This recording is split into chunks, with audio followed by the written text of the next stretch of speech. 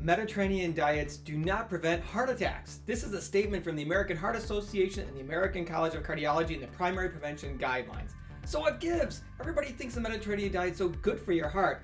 Well, I'm going to show you how you can actually eat a Mediterranean diet in the proper way to prevent heart disease and live a long, healthy life. Let's get into it.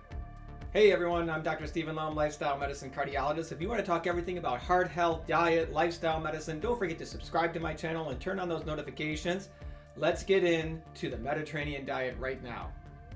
So what is a Mediterranean diet? Well, according to Mayo Clinic, it's a diet that's high in fruits and vegetables, whole grains, beans, nuts, and seeds. You use olive oil and lots of herbs and spices. Every day, eat veggies, fruits, whole grains, and plant-based fat sources. But only every week are animal-based foods such as fish, poultry, and eggs included, so not too much, and only moderate amounts of dairy products. Limit the red meat for sure, and don't add too much sugar. The Mayo Clinic emphasizes that a Mediterranean diet is a plant-based diet. It is not a meat-based diet. So how can we make this diet work well for you to prevent heart disease?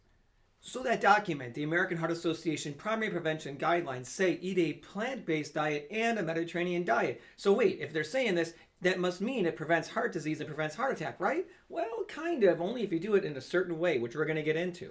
Here is the biggest research study called the PREDIMED study, which is the basis for most of these guideline recommendations. What you see here is the main graph from this study where there was a control diet and then a diet with a Mediterranean style, either with nuts or with extra virgin olive oil. And when you saw the results here, certainly people who were on the Mediterranean diet had a lower risk of what's called the primary endpoint, a combination of acute heart attack, stroke, and death from any cardiovascular cause.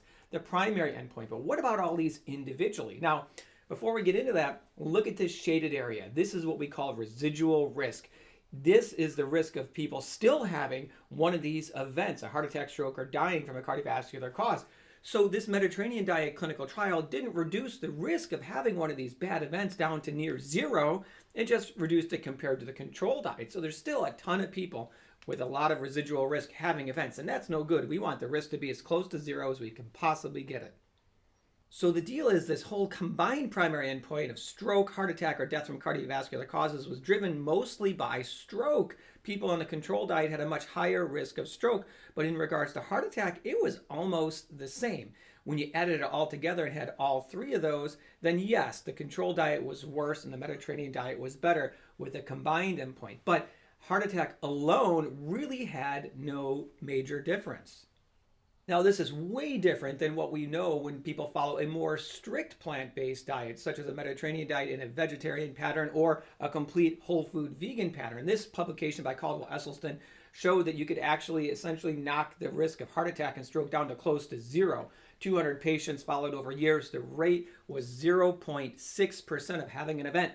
And these were high-risk people who already had severe disease. So going back to this graph from the PREDIMED study now, if you were to throw in a whole food, plant-based WFPB diet that's low in fat in there, the residual risk is going to be markedly lower. So this is the key. And we know this based on the works from Dr. Dean Ornish, published in 1990, where people who had coronary disease actually showed regression of their coronary disease when they followed his program, which was nearly 100% plant-based and low-fat, along with exercise, meditation, and social connectedness. And this was after only 1 year. He repeated the study after 5 years, and guess what? There was even more regression after 5 years of coronary disease. Yes, heart disease can be reversed if you follow this strict program, which was nearly 100% plant-based.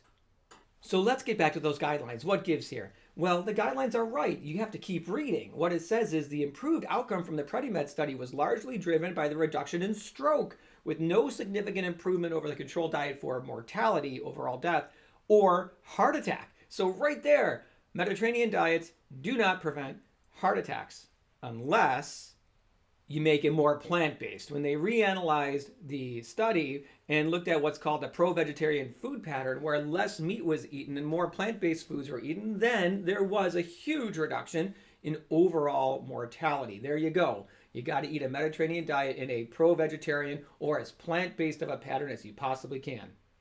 And the guidelines actually reference multiple different research studies, and specifically this is the one that did the pro-vegetarian food pattern post hoc analysis.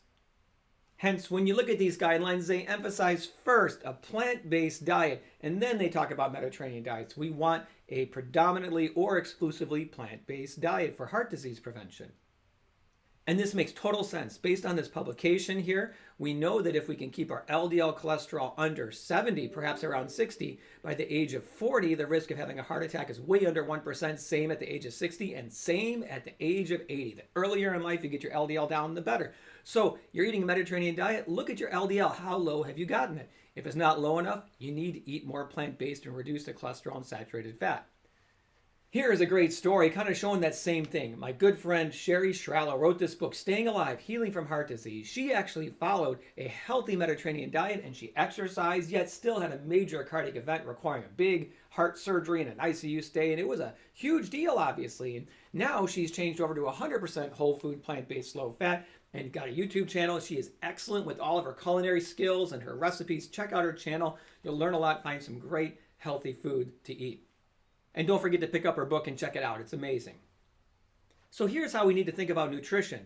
There's only 3 food groups. Processed foods, which is the typical junk food. We put sugar and white flour in the processed food categories, and all oils of any kind. Yes, olive oil is a healthier type of oil compared to butter, but at the same time it's still pure fat and highly processed. So don't go crazy and drink it by the glass. Then the second food group is animal-based foods.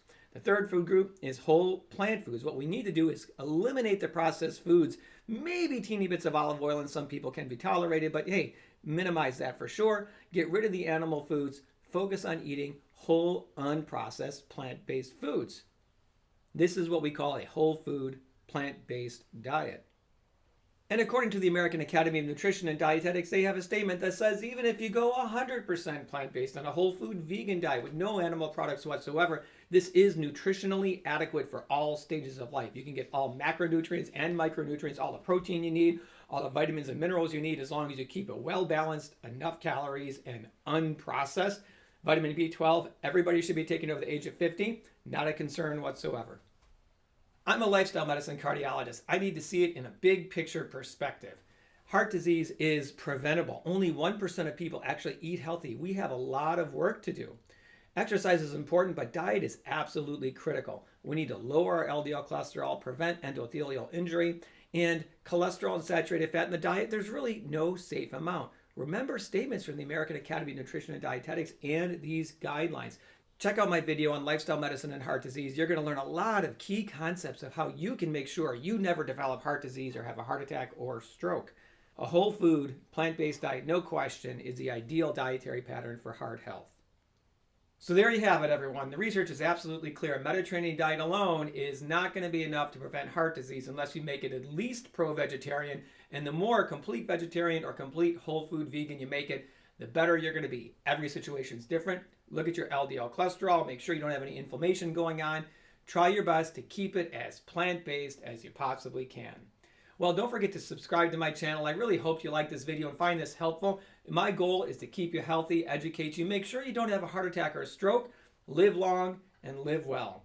See you next time.